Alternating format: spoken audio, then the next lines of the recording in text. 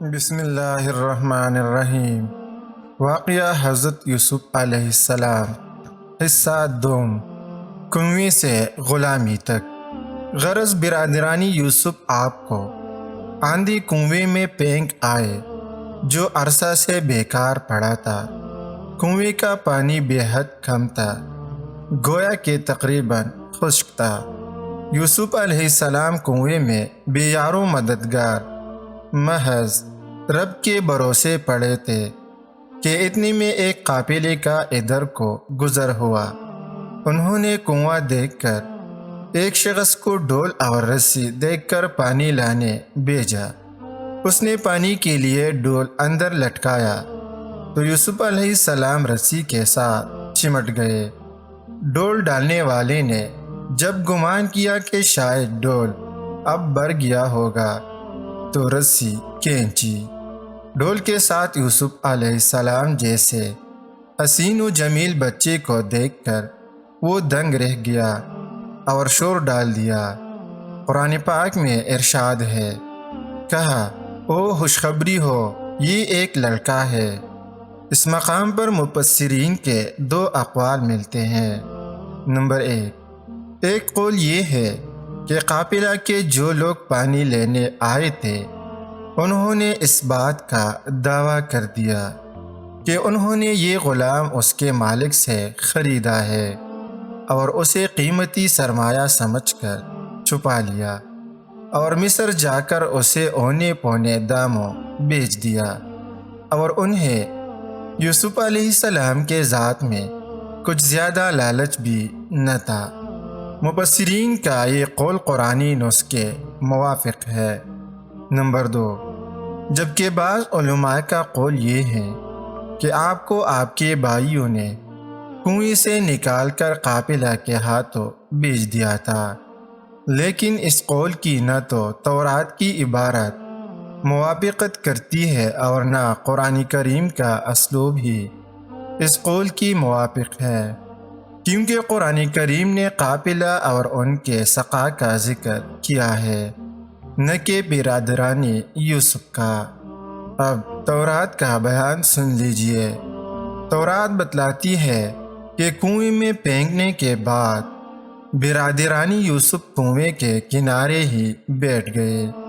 اتنے میں انہوں نے اسماعیلیوں مجازیوں کا ایک قافلہ آتے دیکھا جو شام سے مصر کو کثیرہ بلسان اور خوشبوئی لے کر جا رہا تھا۔ پھر اہل مدین یا مدین کا ایک اور قافلہ بھی کنویں پر آ پہنچا تو انہوں نے جلدی سے یوسف علیہ السلام کو کنویں سے نکالا اور اسے اسماعیلیوں کو بیچ دیا، اور ایسا کرنے کے لیے انہیں یہودا نے آمادہ کیا تھا۔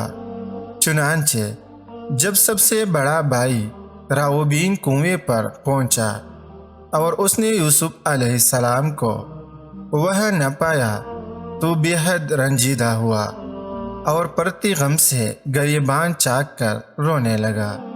تورات کی بیان کردہ یہ جملہ تفصیلات اس مشہور و منصوص قرآنی بیان کے خلاف ہے کہ یوسف علیہ السلام کو قافلہ والوں نے بیچا تھا، نہ کہ برادرانی یوسف نے۔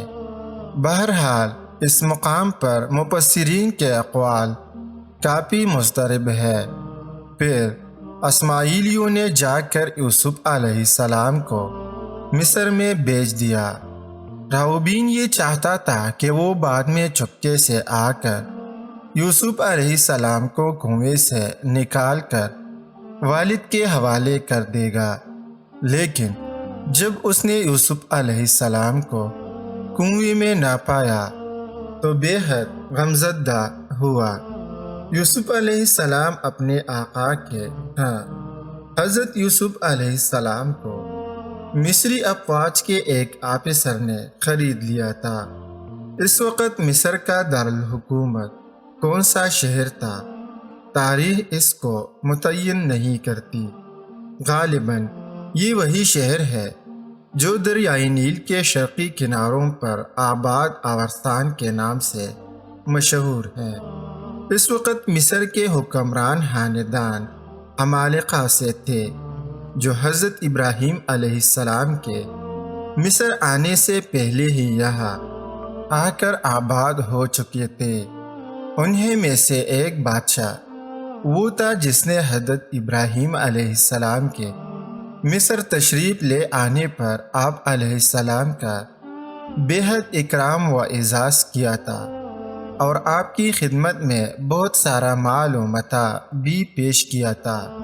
یہی وہ خاندان تھا جو 14 صدی قبل مسیح 18 صدی قبل مسیح تک مصر پر حکمران رہا تھا۔ پھر 18ویں صدی قبل مسیح میں احمس نامی بادشاہ نے عمالقہ کو مصر سے بے دخل کر کے جلا وطن کر دیا تھا۔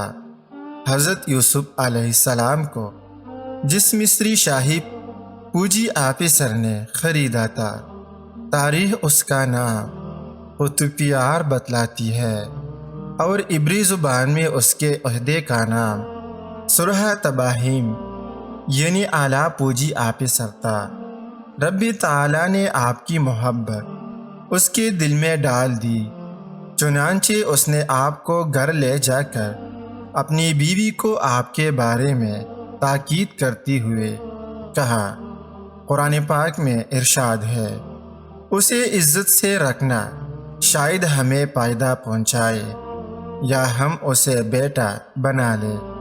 حضرت یوسف علیہ السلام پوتیپیار کو اس قدر محبوب تھے کہ اس نے آپ کو اپنے گھر کے اہم امور کا رئیس اور ذمہ دار بنا دیا، حتیٰ کہ آپ کے اشارہ و ابرو اور امر و نہی کے بغیر امور خانداری میں سے کچھ بھی نہ ہوتا تھا۔